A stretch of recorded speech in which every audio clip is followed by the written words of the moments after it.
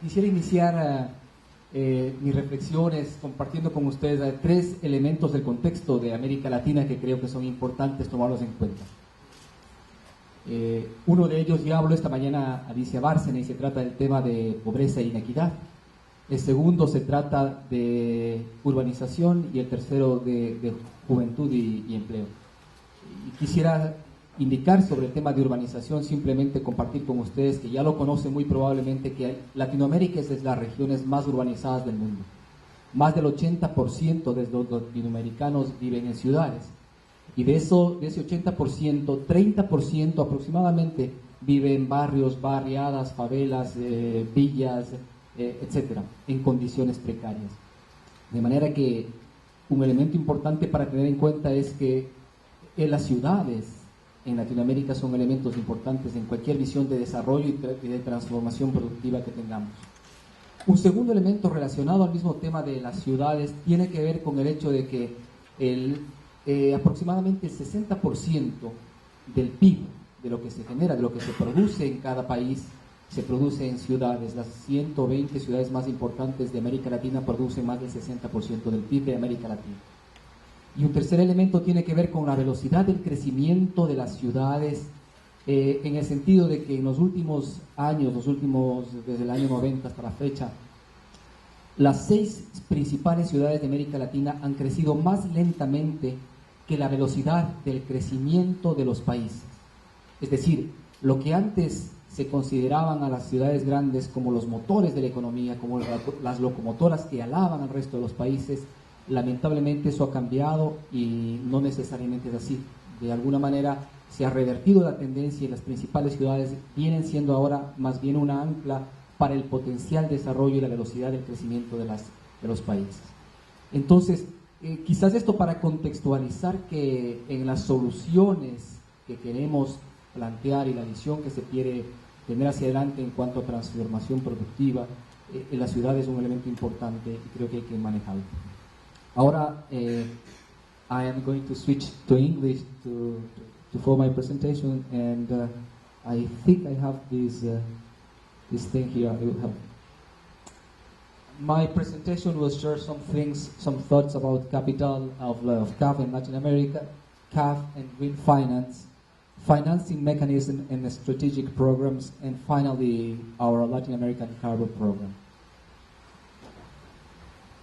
First, about CAF, I would not detain myself here very much. Mr. President Garcia already talked about our bank as a Banco de Desarrollo de América Latina, a Latin American Development Bank. The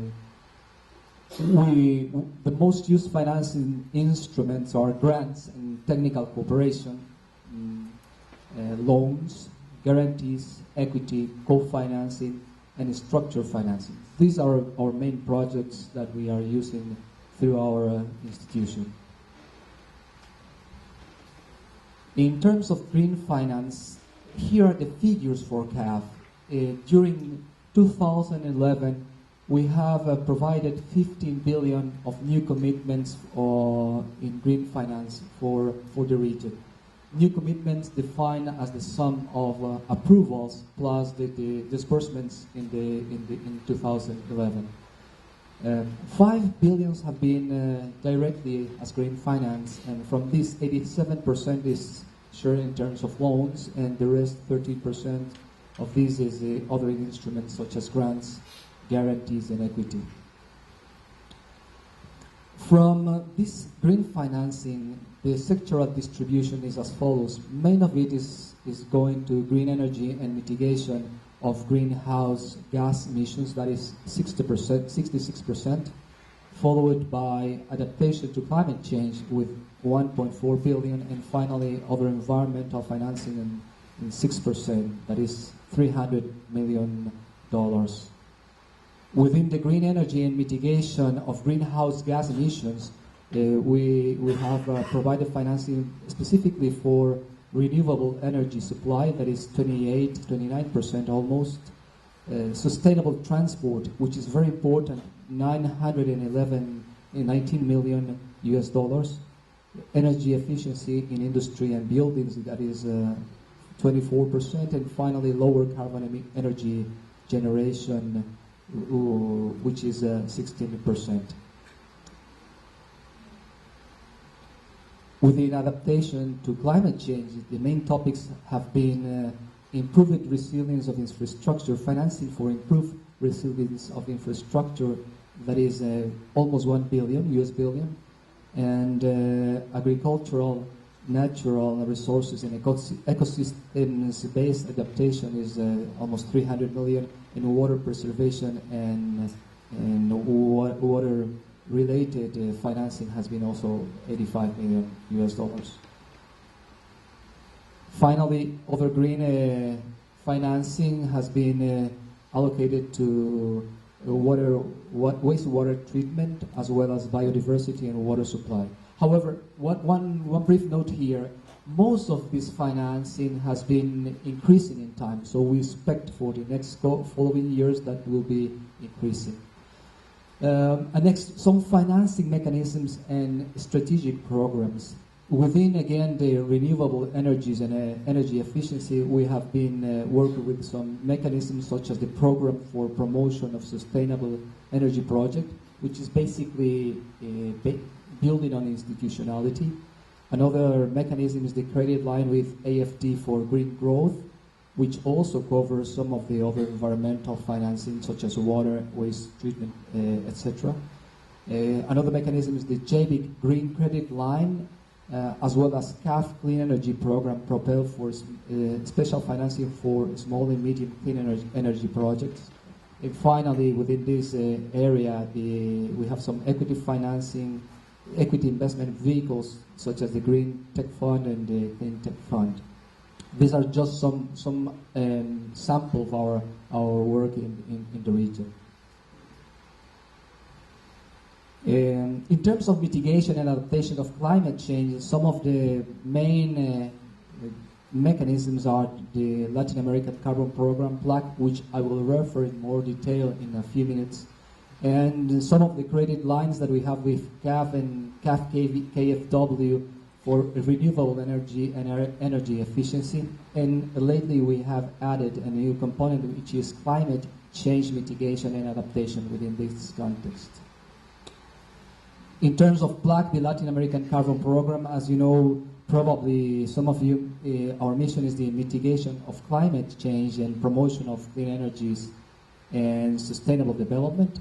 And some of our objectives are promote carbon markets, development and finance of mitigation projects, and strengthen national and regional institutions.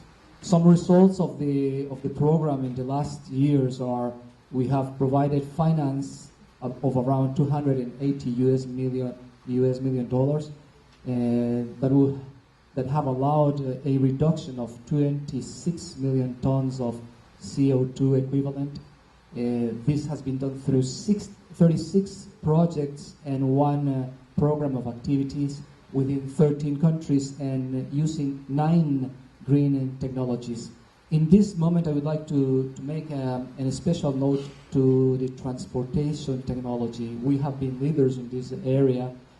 In fact, Transmilenio in Bogota was the first BRT register under the United Nations, and at the present time we are leading in the world in the number of BRTs, bus rapid transit systems, registered under the United Nations. And finally, of course, we have been working very closely with some institutions, both at government level and also at subnational levels, in order to strengthen their knowledge.